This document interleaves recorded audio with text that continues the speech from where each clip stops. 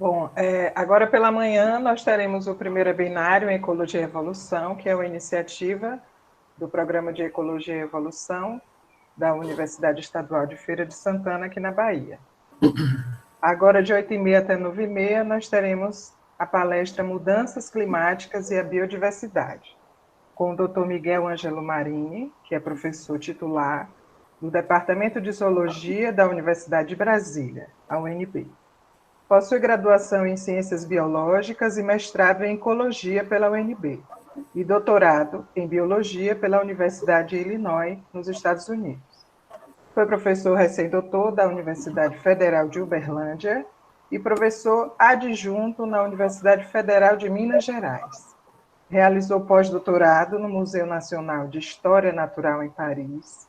Foi editor da Revista Brasileira de Ornitologia até 1997 e presidente da Sociedade Brasileira de Ornitologia até 2015, tem experiência na área de ornitologia, ecologia, zoologia, conservação e comportamento animal, atuando principalmente nos seguintes temas: aves, coleções de ovos, conservação, biologia reprodutiva, fragmentação de hábitat, mudanças climáticas e parasitas. Bem-vindo, professor, e boa palestra. Obrigado, Michele. Bem, obrigado, Caio, obrigado a todos aí do webinário pelo convite. É um prazer estar aqui e dividir um pouco de ideias sobre mudanças climáticas com vocês. Tá? O Caio falou que é um grupo bem variado, né, desde alunos de graduação até mais profissionais. Então, eu tenho uma abordagem que varia também, desde algumas questões mais simples até questões um pouco mais avançadas. Mas qualquer dúvida a gente conversa depois no momento da discussão. Tá, vou fazer a apresentação, então, vamos ver, vou compartilhar aqui. Vocês estão vendo? Alguém pode confirmar? Está abrindo. Ok. Abriu? Sim. Ok. É que eu fico sem, eu só estou vendo agora a apresentação, tá? Caio, qualquer problema pode mandar no WhatsApp aqui. Pode deixar livre para você. O teu mouse também está aparecendo tranquilo, tá? Meu mouse aqui, tá? Eu vou... Pronto, ok. Bem, pessoal, bom dia para todo mundo. A biodiversidade é uma questão, né? Falar de mudança climática e biodiversidade é um tema extremamente complexo. Né? Daria para ficar falando aqui o dia inteiro sobre isso.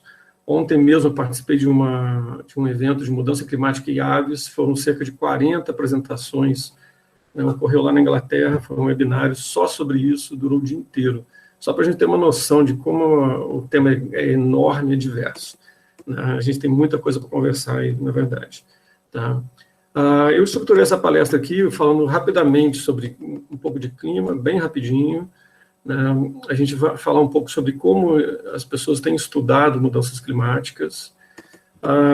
Hoje eu quero chamar a atenção para uma questão que são as mudanças climáticas e plasticidade fenotípica. Depois vou falar um pouquinho também sobre um projeto que eu estou tocando no momento, que é esse projeto de padrões espaciais e temporais de aves, de questões reprodutivas de aves, e um pouco mais geral de aplicações e sugestões para quem quiser trabalhar nessa linha de pesquisa. Né?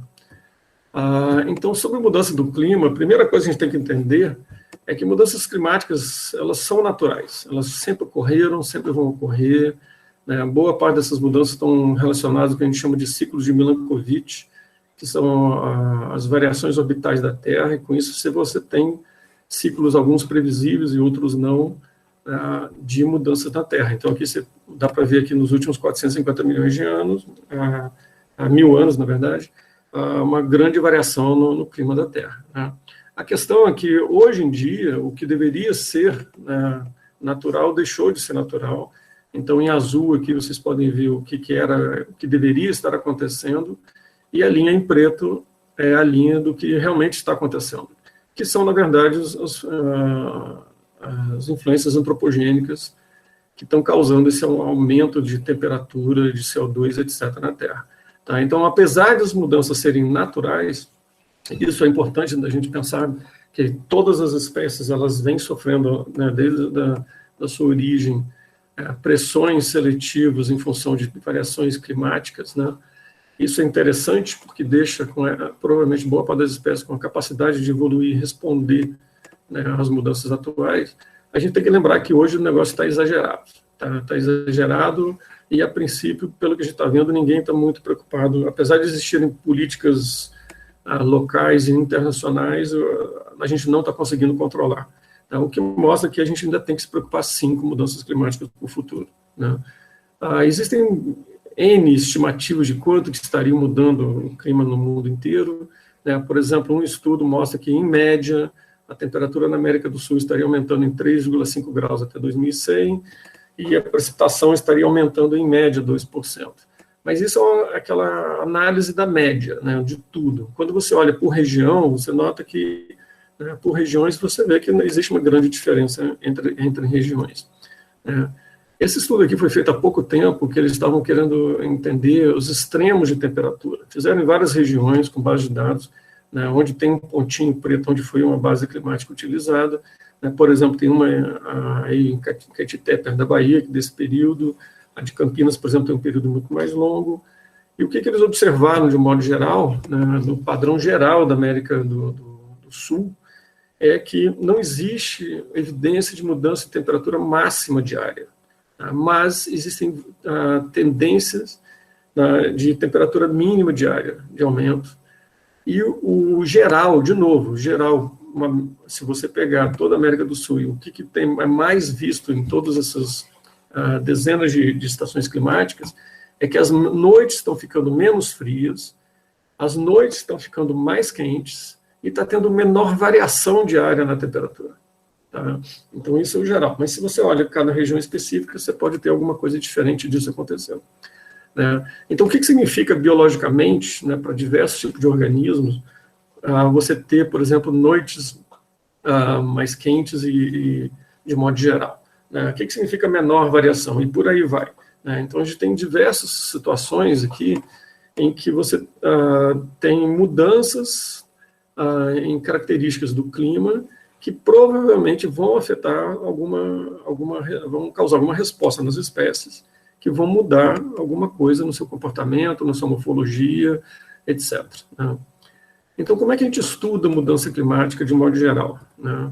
Então, quando a gente pensa assim, como é que esses organismos poderiam responder, a gente primeiro tem que ter, está ocorrendo uma mudança, e duas grandes situações podem acontecer com um organismo, né? Um organismo que vive em um determinado lugar. Aquele lugar ficou muito ruim para ele, digamos assim, e ele vai mudar a sua distribuição geográfica. Ou ele não vai mudar. Tá? Por que ele não muda, né? Ele pode, por exemplo, mudar se ele tiver uma capacidade de dispersão, né, deslocamento de um lugar para o outro, e de ter locais para dispersão, né? Quer dizer, essa é uma opção, pode ser que aconteça, dependendo dessas duas situações aqui. Se ele não pode mudar ou não quer mudar, ele vai permanecer naquele lugar. Permanecendo no local, você tem três situações que podem acontecer. Essa espécie pode ser extinta, porque agora as condições climáticas são muito ruins para ela. Você pode ter uma adaptação não evolutiva, né, uma mudança fenotípica, por exemplo, ou você pode ter uma microevolução e você ter realmente mudanças acontecendo naquele local, nas características genéticas daquela espécie. Tá? Então, de modo geral, basicamente é isso que acontece, né? Quando você tem uma espécie, a resposta que uma espécie pode ter, né? Quando a gente quer estudar essas respostas, existem várias maneiras de estudar. Esse aqui é um trabalho publicado há uns anos atrás na Science, aqui, que eu achei bem interessante, é meio como uma avaliação do tipo seguinte: como é que a gente pode estudar a mudança climática? Quais são as grandes perguntas e maneiras de trabalhar com isso? Então, eles classificam aqui em dois grandes grupos, o que eles chamam de empíricos e observacionais, e os mecanísticos, que são mais questões experimentais, fisiológicas, modelos, etc. Né? Então, a primeira questão simples é, vamos a campo e vamos observar mudanças acontecendo. Né? Então, você pode ir no campo e descobrir que um organismo não ocorria no lugar e começar a ocorrer naquele lugar. Você pode fazer isso em termos paleoecológicos, e você pode também fazer em modelos de envelope climático, que é uma outra maneira que você pode observar, é uma mistura, na verdade, é parte de modelo também, né? Mas você pode fazer previsões populacionais do que vai acontecer com a população em relação à mudança climática. Você pode fazer experimentos, muita gente tem feito experimentos, muitos deles em laboratório, né? E você pode fazer tanto modelos quanto experimentos ecofisiológicos também para mostrar o que está acontecendo. Então, tem várias maneiras diferentes da gente estudar a mudança climática e como que as espécies estão respondendo, né, a essas mudanças climáticas aí. Esse estudo aqui, eu acho ele, assim, muito legal, muito interessante. É um estudo sobre a floração de cerejas no Japão. E eles têm dados do século IX até o século XIX. Tá? Por quê? Porque lá eles faziam a festa da floração da cereja. Então, os imperadores e governadores, eles registravam sempre para saber quando é que essa festa ia acontecer. Então, é um caso raro de você ter aqui mais de 1000 anos de registros de floração e os registros climáticos também. Então, você consegue ver aqui embaixo, né, anos mais quentes, mais frios e quando que a floração da cereja aconteceu. Né? Então, é um dado raríssimo, né, um dado temporal de extrema longa duração. Esse tipo de dado é muito raro na literatura, né, muito raro, mas esse aqui é bem clássico, é uma observação de campo. Né? Uma outra coisa que é muito feita, e aí eu vou pegar um estudo que eu fiz aqui uns 10 anos atrás, que eu diria que é o mais comum hoje em dia, você usar modelos de nicho, né, para prever alguma coisa, né, fazer predições do futuro aqui. E esse aqui é um estudo que a gente fez, por exemplo, com a Amazônia Pretrei, que é um papagaio migratório que come o pinhão, né, e a gente faz esses modelos, né, existem vários algoritmos que você pode usar, existem várias maneiras, hoje em dia o mais comum, o mais usado é o Maxent, mas existem várias alternativas também, né, que você tem uma distribuição atual e você faz uma predição do qual seria essa distribuição no futuro. Né? Então você usa modelos de envelope climático para dizer, olha, essa espécie gosta disso, então no futuro vai estar assim, então ela vai ocorrer nessas regiões aqui. Né? A gente fez também, por exemplo, algo mais aplicado, que a gente usou esses modelos também para avaliar como que as aves do cerrado mudariam sua distribuição geográfica no futuro, né, o que elas gostam, onde é que elas ocorreriam, e relacionamos isso com reservas na região do cerrado, unidade de conservação. Então, a gente vê, por exemplo, aqui um estudo que você junta dezenas de espécies num único modelo, você vai sobrepondo todas elas, e aí você consegue ver, por exemplo, quanto mais azul, maior a probabilidade de ocorrência de mais espécies, quanto menos claro, você tem aqui menos espécies ocorrendo. Né? Então, você vê aqui que as espécies se distribuem, né, principalmente nessa parte centro-sul do cerrado, e em preto aqui nós temos as grandes unidades de conservação. O que a gente nota é praticamente uma falta de sobreposição. Quer dizer, onde as espécies, a maior parte das espécies do cerrado ocorre hoje, a gente não tem unidade de conservação. Né? A maior parte das unidades do cerrado estão no norte, e o pior é que esses modelos sugerem que essas espécies fariam deslocamento para o sudeste do Brasil. Então, a gente consegue ver que diminui a quantidade de azuis aqui e aumenta azuis, inclusive a cidade de São Paulo vai ser, a Avenida Paulista vai ser o melhor lugar do mundo para usar o cerrado no futuro.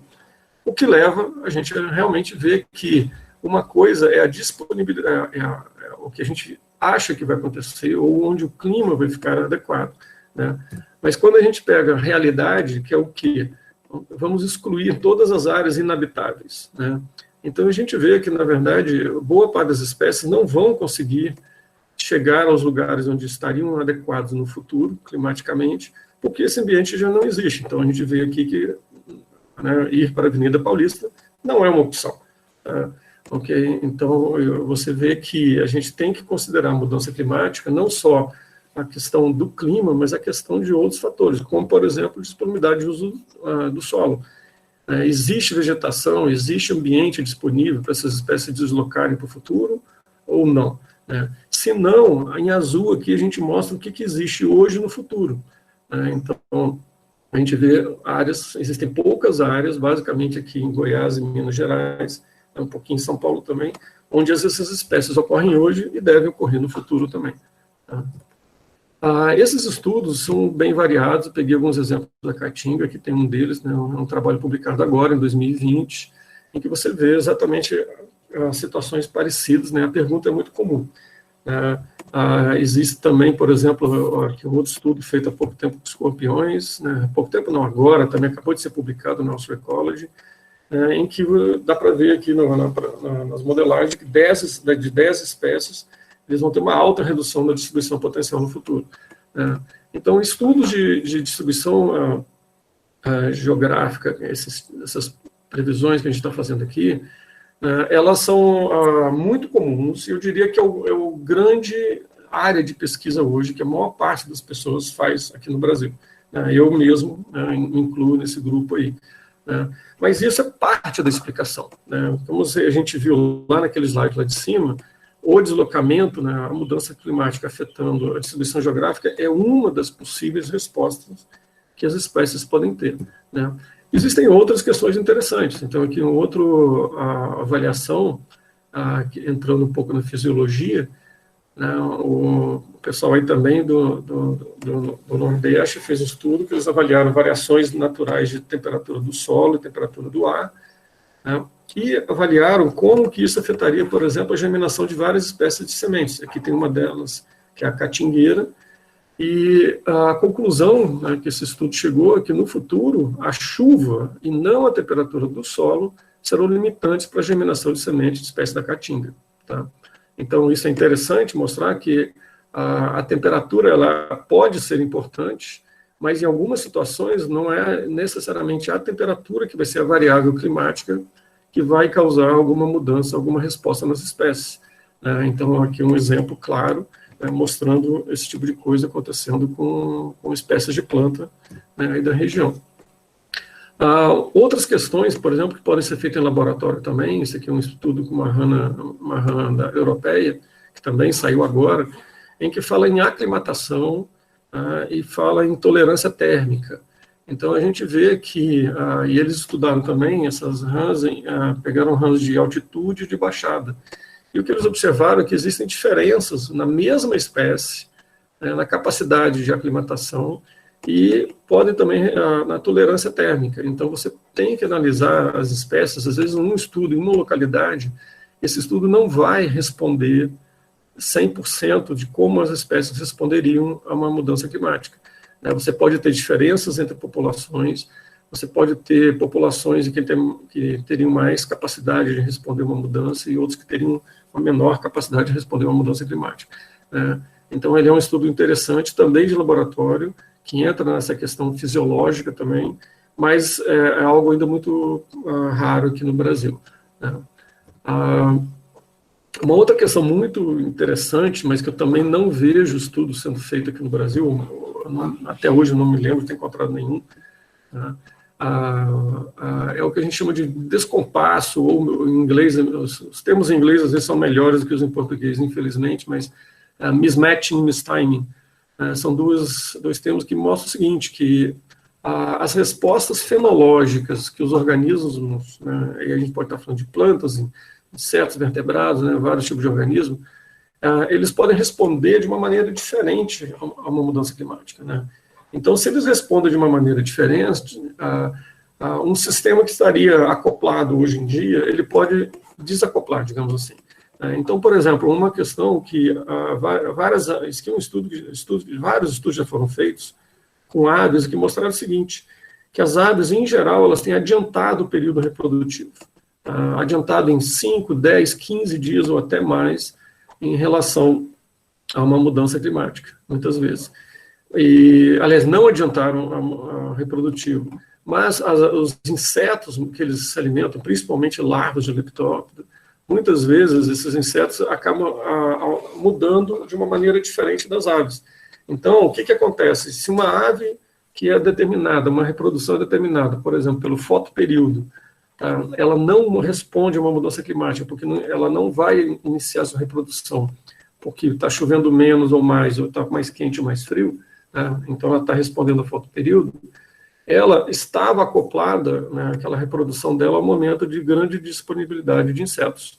Então, na hora que esses insetos começam a ocorrer numa outra hora, num outro momento, o que acontece? As aves vão estar reproduzindo no momento em que o recurso não está mais disponível. Isso causa prejuízos, no sentido de mortalidade dos filhotes no ninho. Então, o que é isso aqui, na verdade? São as interações ecológicas. A gente tem que estudar mais interações ecológicas entre diversas espécies para a gente entender o que está acontecendo. Um outro tipo de estudo que é muito comum também em mudança climática são estudos com comunidades, digamos assim. né, ou grupos de espécies. Então, é muito comum encontrar estudos em que você tem todas as espécies de um grupo taxonômico sendo avaliadas com grandes padrões, né?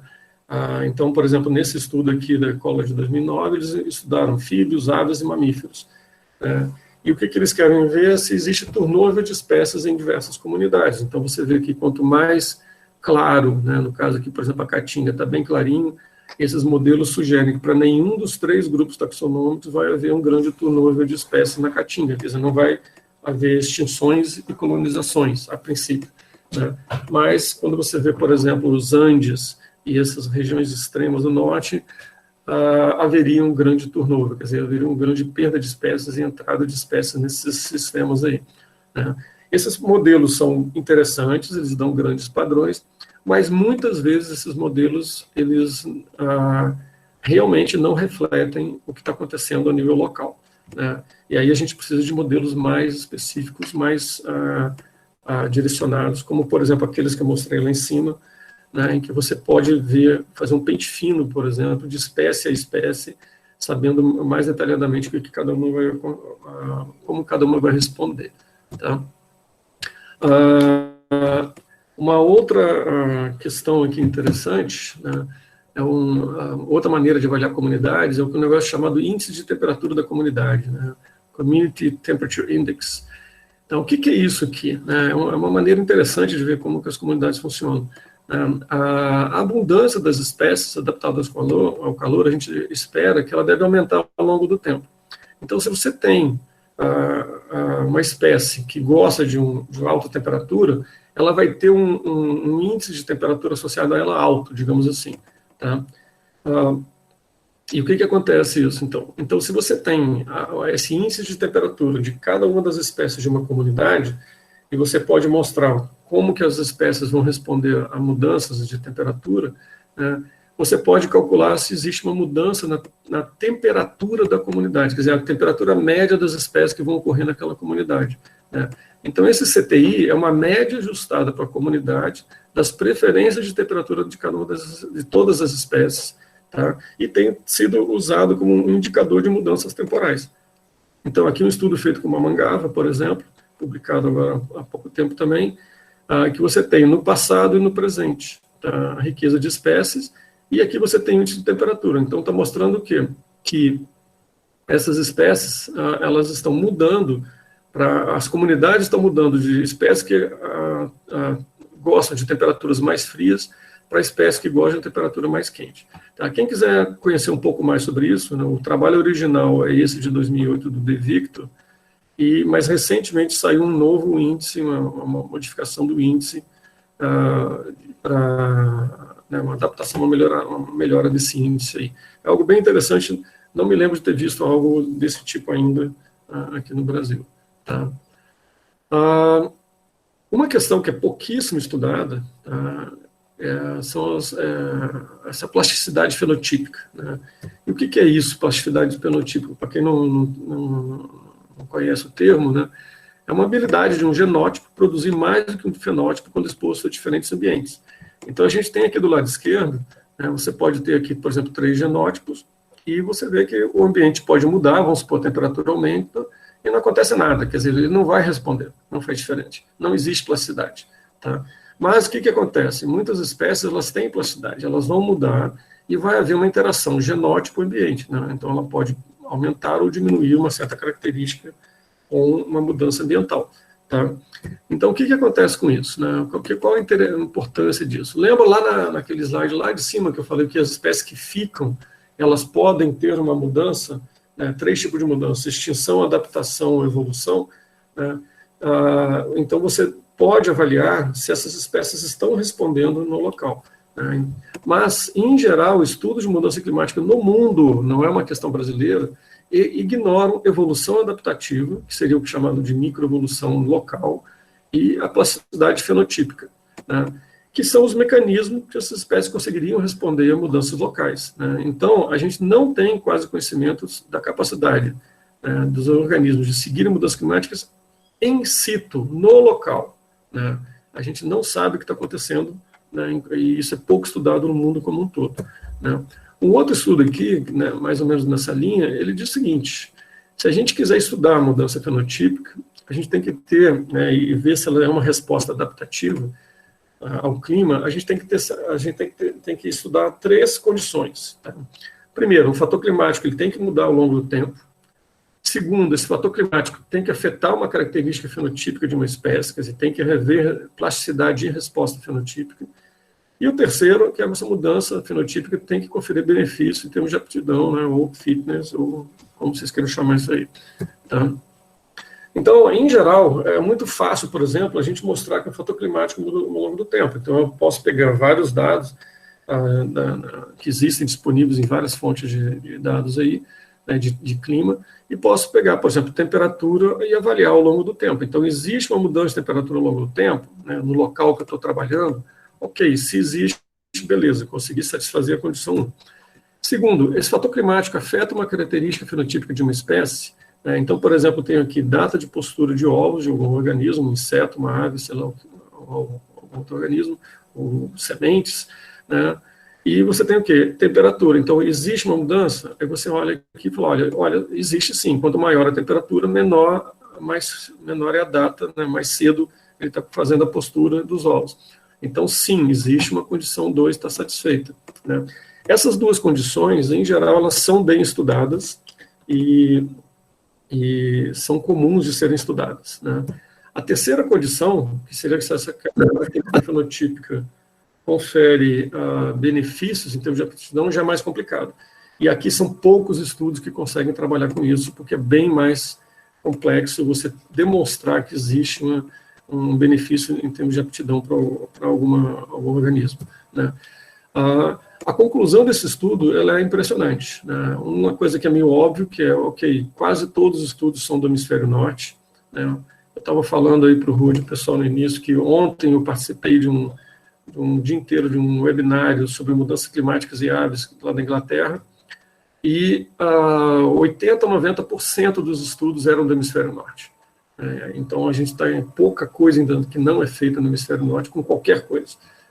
Em relação a isso, é pior ainda. Algo interessante é que boa parte dos estudos são com artrópodes, mas 88% são com os artrópodes, quando se estuda mudanças adaptativas. Mas quando você quer falar de seleção, na verdade, a parte de seleção, 95% dos estudos são com aves. Então, quando a gente olha os organismos que estão sendo estudados, de modo geral, boa parte dos estudos ou são artrópodes ou são aves. Então, existe pouca diversidade dos estudos aí. E a maioria dos estudos avaliou efeitos de temperatura, né, deixando de lado várias outras características. A gente viu naquele estudo lá da caatinga, lá das plantas, em que a umidade vai ser mais importante. Né? Então, a gente tem que tomar cuidado e não ficar só com uma variável achando que aquilo vai resolver. Né? E uma outra coisa que complica muito para a gente aqui é que a maior parte dos estudos são de longa duração. A média de 24 a 29 anos, sendo um mínimo de 6 anos para poder demonstrar alguma coisa. Né? Ok, um outro tema aqui, uma outra questão que eu queria mostrar para vocês é como é que hoje eu estou estudando mudança climática. E aí tem um projeto, hoje eu tenho um projeto chamado Padrões Espaciais Temporais de Parâmetros Reprodutivos de Aves Neotropicais. Esse projeto ele é baseado em museus, né, e a gente acabou de publicar um artigo agora em 2020, em que a gente descobriu, depois de um levantamento, que existem 5 milhões de ovos de aves espalhados em 300 coleções, né, museus no mundo inteiro. 5 milhões de ovos. Isso dá algo em torno de mais de 2 milhões de ninhadas, de posturas de aves depositadas em museus. Esses dados estão espalhados pelo mundo inteiro, principalmente Europa e Estados Unidos, e começaram desde 1800 e pouco até hoje. Né? Então, existe uma quantidade absurda de dados guardados em coleções. Né? O que a gente tem feito é ido a esses museus, nós já visitamos 30 museus nas Américas e na Europa, e já fotografamos 40 mil ninhadas, e temos 18 mil delas fotografadas, e agora nós estamos medindo esses ovos aí. 18 mil ninhadas dá em torno de 50 mil ovos. É uma coisa também gigantesca, né? Então, hoje em dia, boa parte dos meus alunos trabalham com esse projeto, né? Que é o Marcelo, meu aluno de doutorado, que medindo ovos em um dos museus aí. Né? Então, com essa base de dados, a gente tem estudado diversas questões. Então, uma delas, por exemplo, é as aves estão mudando o tamanho da ninhada ao longo do tempo ou não? E um grupo de aves de tiranídeo chamado Fluviculine, esses dois aqui pertencem a esse grupo, muito bonitinhos, mas olhando os dados que a gente tem desde 1850 até 2010, 20, mais ou menos, 15, mais ou menos, a gente mostra que tanto no hemisfério norte quanto no hemisfério sul, o tamanho da ninhada deles está diminuindo, em média, meio ovo. Tá? Aí você fala, mas meio ovo não é nada. Não é nada, mas se você coloca 2, 3, 4 ovos, meio ovo é muita coisa. Tá? Então, perder meio ovo, né? Quem coloca aqui, por exemplo, na América do Sul, a ninhada média é de em torno de 3 ovos, e agora está em torno de 2,6 ovos. Isso é uma diferença muito grande em termos reprodutivos. Né? A gente tem feito outras perguntas, aqui a parte do doutorado do Marcelo, em que ele pegou um gênero muito comum, que tem uma grande quantidade de dados, são várias espécies, pegou dados do ovo creme, e o que ele fez? Ele está vendo aqui efeito no volume dos ovos e avaliando, por exemplo, como que esse volume dos ovos está respondendo a várias variáveis climáticas. Então, o que dá para notar é que as aves estão aumentando o investimento no tamanho dos ovos com a maior precipitação aqui. Quanto mais chuva, maior o ovo fica. Mas, se as aves tentam diminuir o investimento dos ovos com chuvas mais sazonais, então, se aumenta a sazonalidade, isso é ruim. Se chove mais, é bom para esse grupo aqui. Um outro trabalho que a gente está fazendo agora, estamos analisando nesse momento também, aqui uma questão muito curiosa, que a gente descobriu nas coleções, uma coleção histórica de 1900 1936, de milhares de ovos. Na verdade, a maior coleção de ovos de aves do Brasil foi feita por esses dois irmãos aqui, no início do século passado, e ninguém nem sabe que esse pessoal existe direito. Esses dados estão espalhados em dezenas de museus, a gente conseguiu coletar eles, mas a gente tem milhares, na verdade, mais de 1.000, 1.500 ninhadas desse pessoal aqui, antigo, coletado. A Anita Studer, uma pesquisadora que trabalha na Alagoas, mas ela trabalhou também em Minas, por acaso, é uma coisa, um absurdo, uma curiosidade assim, impressionante, exatamente no mesmo lugar que esses dois coletaram há 100 anos atrás, e ela também não tinha noção que eles existiam. E a gente, sabendo disso, o Marcelo voltou a campo em 2016 e coletou mais dados. Então, a gente tem uma comparação histórica aqui de mais de 100 anos, e a gente fez a pergunta, ok, existe efeito climático sobre a reprodução das aves? Não. Mas aí, olhando lá aquelas condições, a gente está olhando a condição 1, como é que está o clima em Arcos, né? Ele está mudando, não está mudando? Então, a gente observou aqui que, por exemplo, a precipitação tem aumentado muito pouco ao longo de 100 anos. Houve só 10% em 115 anos. Mas olha o que aconteceu com a temperatura, no caso aqui, a temperatura mínima em julho.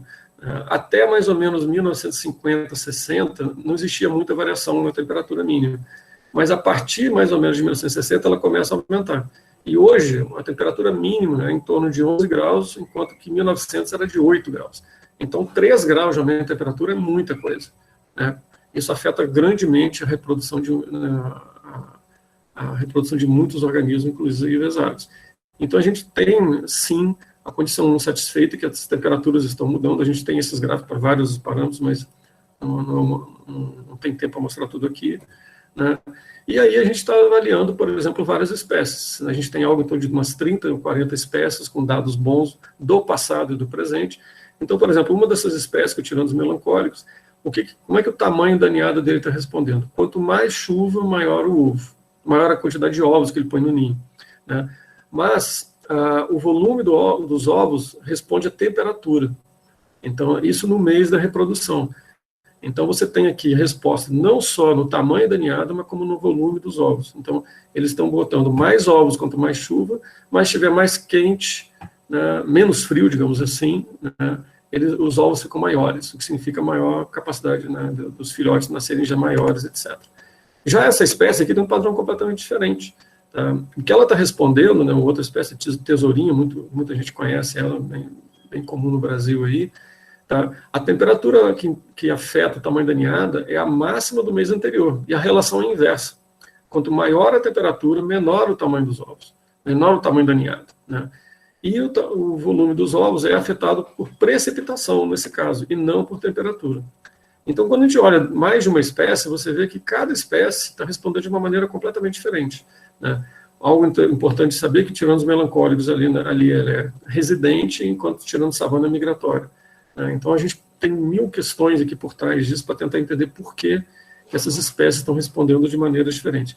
Como nós vamos analisar 40 espécies, mais ou menos, a gente vai poder ter uma boa noção quase que uma parte da comunidade ali, né? E ao longo do tempo, né? Então, tirando os melancólicos ao longo do tempo, o que está acontecendo com ele? O tamanho da ninhada diminuiu em 13%, né? Enquanto que o volume dos ovos não variou significativamente, tá? Então, a princípio, ele está colocando ovos do mesmo tamanho, apesar de estar diminuindo o tamanho da ninhada. Mas o tirano savana está ao contrário. Quer dizer, o tamanho da ninhada não variou, mas o volume dos ovos diminuiu. Então, você tem padrões completamente diferentes, né? Respostas completamente diferentes de duas espécies a essas mudanças que estão acontecendo ali naquela região. Ok, sugestões e aplicações, etc., né? Um estudo que eu acho, para mim, é um experimento em aberto, disponível para qualquer pessoa, é o que eu chamo de ilhas de calor. A gente tem, por exemplo, o que é uma ilha de calor? As cidades estão ficando muito quentes. Então, isso aqui é Brasília, aqui o avião, né, de Brasília, que dá para ver aqui, o Lago Paranoá, etc. Tá? A gente vê o quê? Olha aqui o que era a temperatura em Brasília em 1987, olha hoje a temperatura em Brasília. Tá? Então, as cidades viraram ilhas de calor. Mas você tem próximas cidades, áreas ainda muito menos quentes. Tá? Então, isso mostra, você tem um experimento natural em que você pode ter uma área quente, uma área fria, uma ao lado da outra para fazer estudos.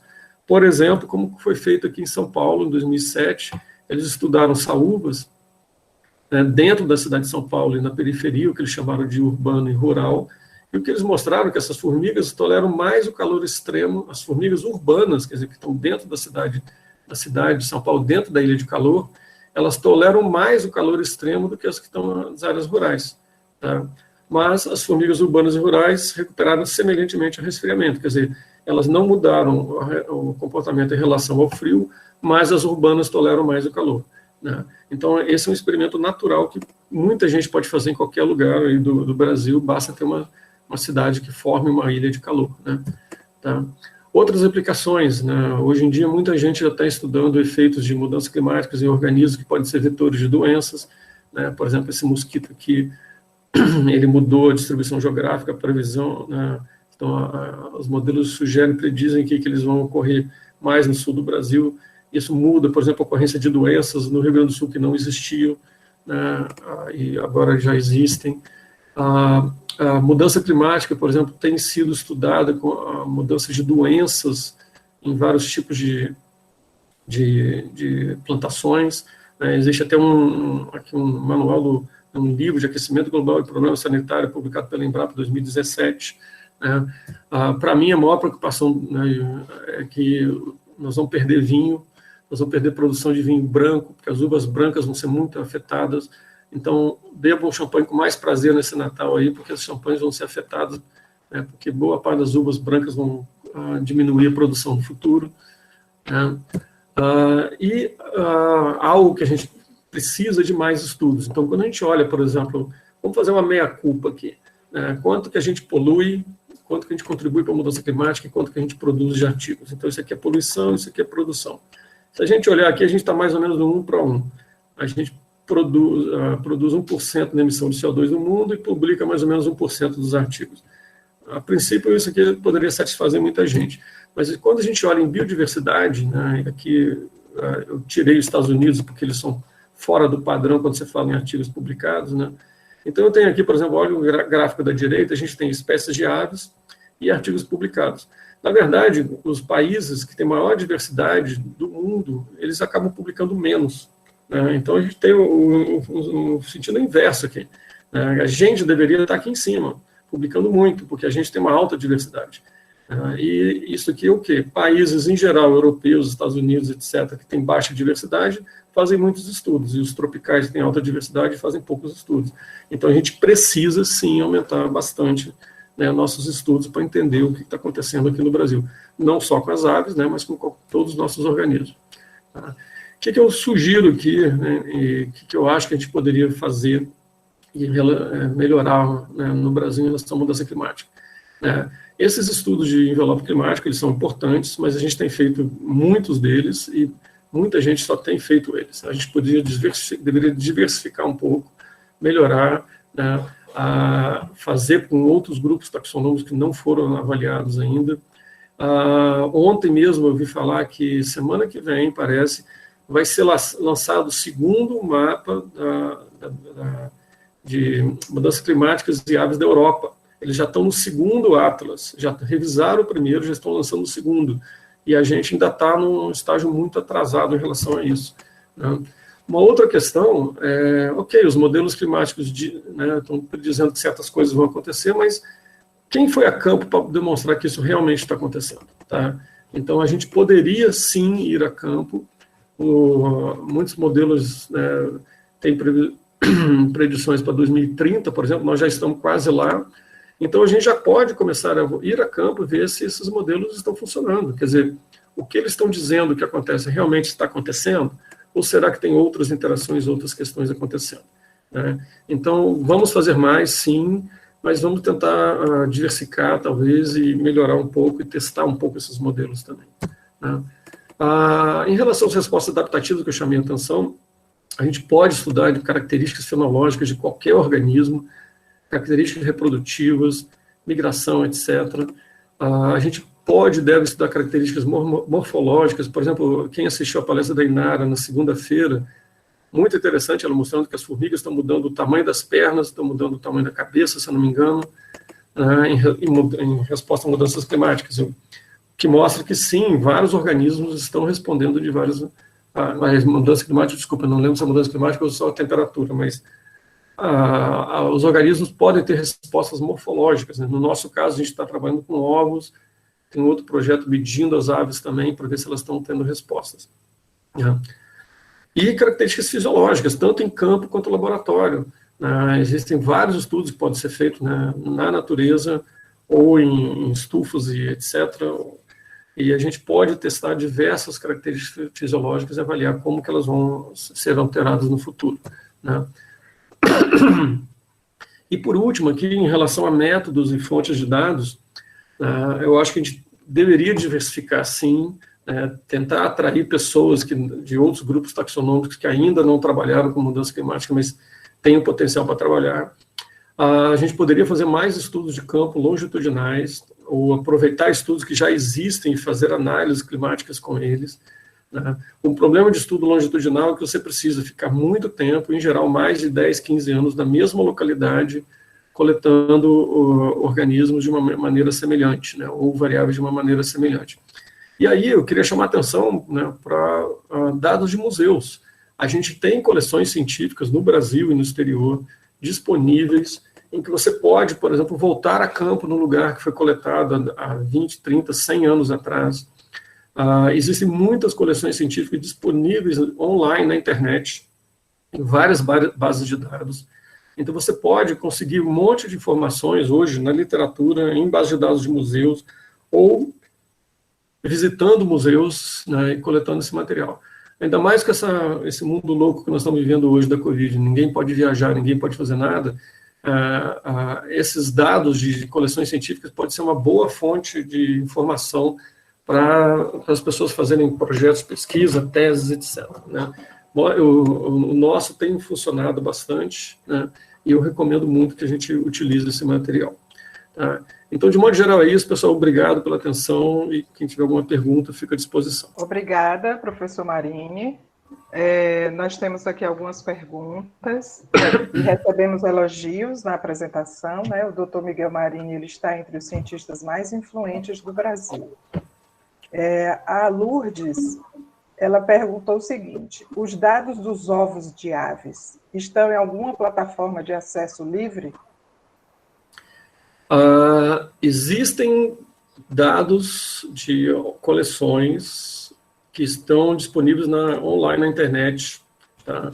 Então, por exemplo, o Museu de Berkeley, na Califórnia, ele tem toda a coleção deles de ovos, não toda, uma boa parte, fotografada, disponível na internet.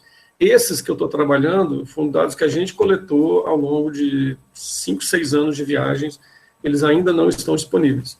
A minha ideia é daqui a uns 5 a 10 anos eu vou disponibilizar, mas por enquanto a gente ainda está resolvendo questões taxonômicas, a gente ainda está medindo, ainda está analisando um monte de coisa. Então, esses ainda não estão disponíveis. Tá. Bom, a professora Priscila Lopes, ela pergunta, alguém no Brasil está trabalhando com efeitos climáticos em aves migratórias? Sim, bem, no meu laboratório a gente trabalha com aves migratórias também, tá? Eu não lembro agora, mas as aves migratórias elas geram um problema. Tá?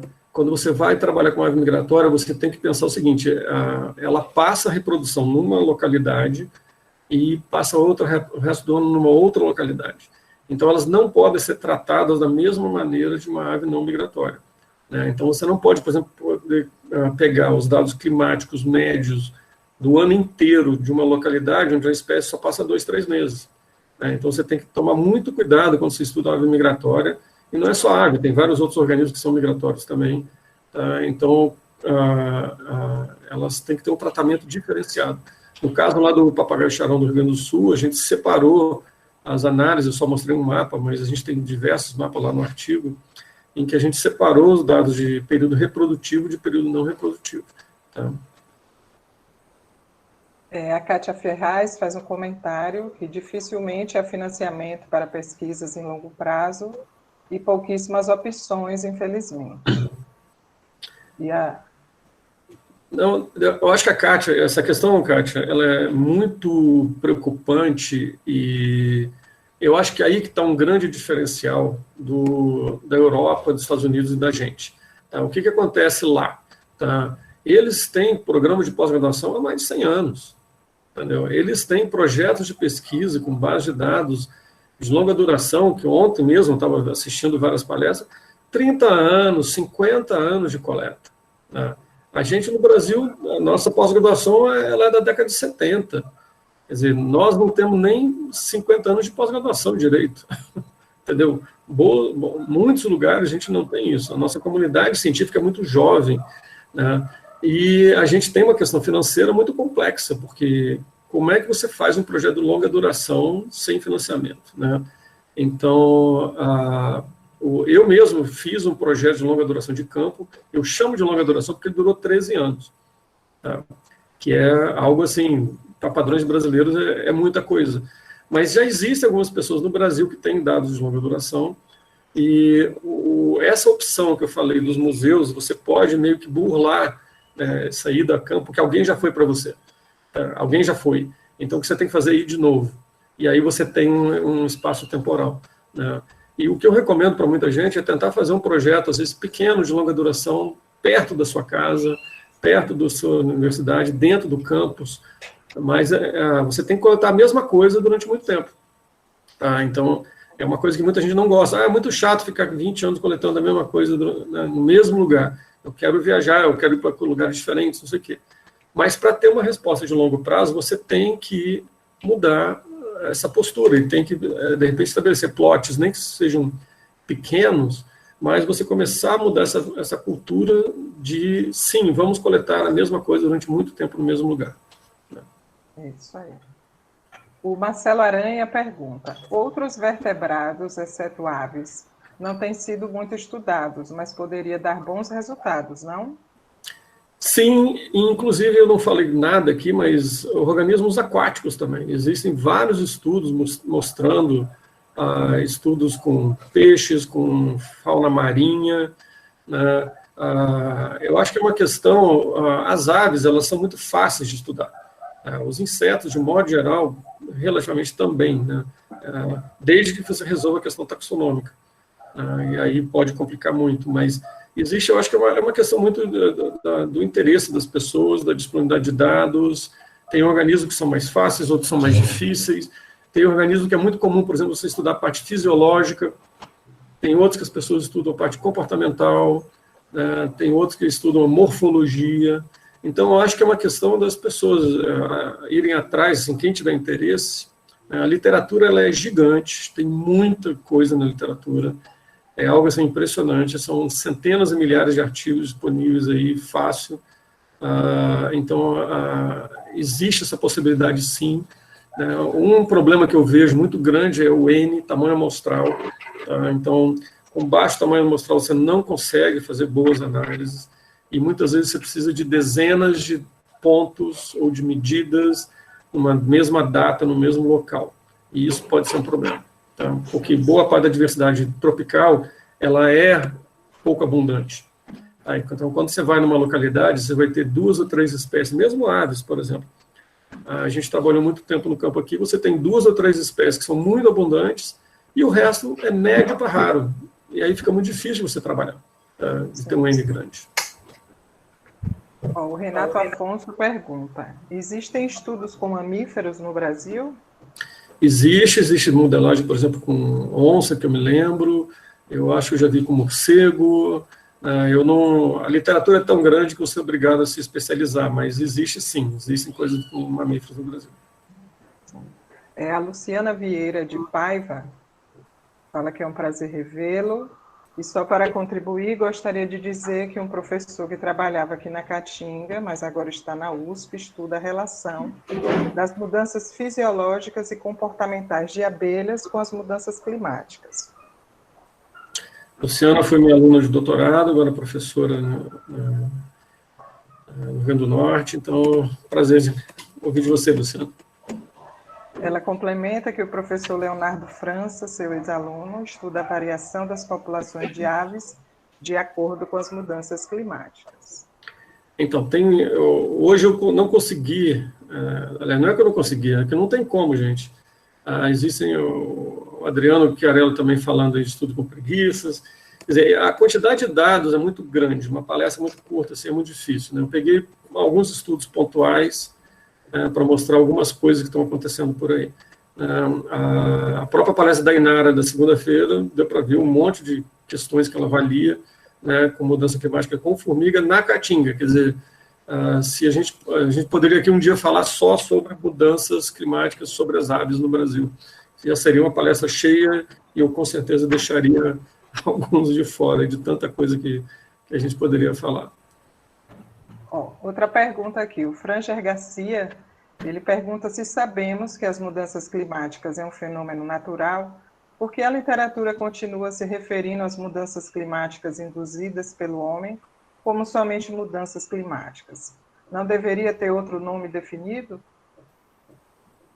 Olha, é uma questão semântica e, assim, como dizer, você começa a banalizar um termo ou usar ele de uma maneira errada, muitas vezes. Na verdade, eu acho que o importante que a gente tem que entender é a diferença da mudança climática natural da mudança antropogênica. Tá?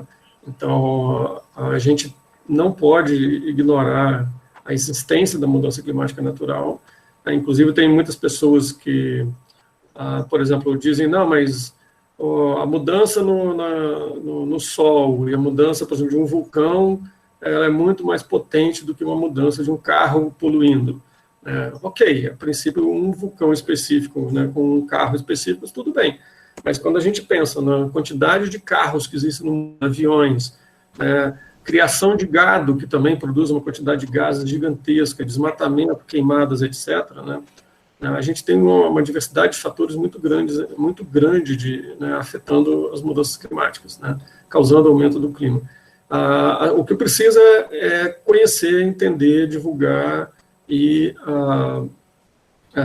eu acho que o que a gente está fazendo aqui, né, o Caio está fazendo aqui nesse evento, é exatamente a gente está divulgando um monte de temas importantes e interessantes. A mudança climática é mais um deles aqui, né? Então, as pessoas precisam ser instruídas. Eu não lembro que a professora, não sei se foi a Simone, que falou, alguém que falou que trouxe os alunos aqui para assistir. Então, eu acho que disciplinas de mudança climática na graduação, na pós-graduação, a gente tem muita coisa para ser ainda divulgado. Eu diria que a gente está começando os estudos ainda, e então a gente tem muita coisa ainda para divulgar, para conhecer, para estudar, para esclarecer. Nós estamos num momento, infelizmente, de muita gente pelo mundo fazendo negação da ciência, o que é um absurdo, sabe? Quer dizer, nós estamos retrocedendo à Idade Média, né? A gente não pode deixar isso acontecer de jeito nenhum, a gente tem que divulgar, sim, a ciência, tem que mostrar que a ciência é útil, é só com ciência mesmo que a gente vai conseguir avançar. Isso aí. O Francisco Alexandre Sampaio, ele pergunta, como é a conservação de ovos de aves em coleções científicas? É somente a casca? Existem ovos que são conservados em meio líquido, inteiro, né? Mas, em geral, é uma coisa curiosa, você faz um furinho de 1 milímetro, mais ou menos, 2 milímetros, com uma broca, essas brocas de dentista, tá? Você retira todo o material e o ovo fica seco, completamente seco e bem conservado. Um ovo bem conservado dura centenas de anos. Eu cheguei a pegar na mão um ovo que foi coletado pelo Natterer, no Rio de Janeiro, em 1816, mais ou menos. Tá? Esse ovo, então, tinha 200 anos. Tá? Ele estava intacto, inteirinho, lindo, como se fosse um ovo coletado hoje no campo. Tá? Então, é possível fazer isso, mas você tem que ter uma técnica para fazer, tem que fazer bem feito, tem que secar muito bem e tem que ter autorização. Né? Quer dizer, hoje em dia, só quem tem autorização que pode coletar. Tá? Então, mas a gente tem hoje na UNB, se não me engano, é a segunda ou terceira maior coleção de ovos do Brasil. Está aqui na UNB, toda ela catalogada. Ok. Outra pergunta, o Sidney Pereira pergunta se nos últimos 10 anos houve uma... Ele informa, né, que nos últimos 10 anos houve uma grande disponibilização de modelos climáticos, como o que você apresentou. Se modelos só podem ser validados com dados empíricos, em campo e em coleções, diante do cenário político e do incentivo à ciência no Brasil, já não temos modelos demais para testarmos? Nós temos muitos modelos, tá? Mas os próprios modelos eles vão evoluindo com o tempo. Né? Quem trabalha com modelagem sabe que o modo que você fazia uma modelagem há 20 anos atrás é diferente de você fazia 10, é diferente do que você fazia hoje. Ano que vem sai o novo relatório do IPCC, com novos dados climáticos. Né? Então, se você pega novos modelos com novos dados climáticos, você pode fazer novas modelagens. Tá? Eu acho que o que a gente tem que tomar cuidado é o seguinte, a gente não pode parar de ir a campo. Tá? A gente tem que continuar indo a campo, a gente tem que continuar coletando dados. Né? Eu considero o museu é um campo. Tá? Quando você vai ao museu, você coleta dados também, né? Então, dados, inclusive, dados primários, porque aquele material foi coletado no campo, em alguma localidade, ele só está guardado no museu. Então, ir a museu ou ir a campo, para mim, é o dado principal. Tá? Então, é ali que está a fonte de dados. A gente pode fazer meta-análises, são muito bem-vindas, são muito interessantes, trazem dados muito interessantes. Tá? A gente pode fazer modelos, mas sem os dados originais e sem uma boa quantidade de dados originais, a gente não vai ter uma boa modelagem. Né? Quer dizer, só a estatística assim, com dados ruins, ela não funciona. Para mim, ela é só número. E a gente precisa de dados bons com estatísticas boas, né? Modelos bons. Então, a gente tem que continuar fazendo modelagens, mas eu acho que a gente tem que também continuar a coletar dados de campo, diversificar, aumentar, né? e etc. Outra pergunta. Juliana Sobreira Arguilho. Professor, como podemos mostrar a alguns pesquisadores que a modelagem é uma boa ferramenta para prever distribuições, já que muitos nem sabem o que é? Toda modelagem, ela não é só uma questão da modelagem, eu acho, aí, mas ela mostra... Na verdade, quando você faz uma modelagem, ela tem um teste. Tá? Você usa parte dos dados para fazer modelagem, parte para testar aqueles dados. E ela gera um índice mostrando que aquilo ali, a qualidade daquele teste, se ele realmente está conseguindo dizer, olha, essa espécie deveria ocorrer ali, ela realmente ocorre ali. Tá? Então, você pode mostrar, pegar esses índices e mostrar, olha, esse modelo aqui ele tem uma boa qualidade. Muita gente que não, talvez uma pessoa mais leiga, que tenha dificuldade de entender, por exemplo, o que significa, né, uma modelagem dessa, você tem que usar uma linguagem diferente de abordagem para mostrar para essas pessoas o que significa aquilo ali. Tá? Mas a gente consegue ver, sim, que muitas coisas funcionam, né? Tanto que uma das primeiras modelagens que foram feitas no Brasil foi com uma espécie de planta, não lembro agora qual foi, tá, em que eles usaram a modelagem para descobrir novas localidades. Tá? Então, o que eles fizeram?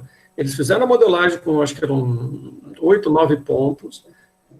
Esse modelo gerou um mapa dizendo onde que a espécie deveria ocorrer, que ainda não foi registrado. Eles voltaram a campo, nesses locais, encontraram mais 2 ou 3 localidades, voltaram para o laboratório, refizeram o modelo e voltaram a campo de novo. Tá?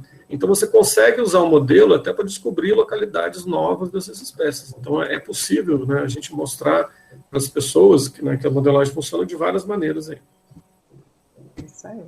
Professor, nós tivemos diversos elogios à sua palestra.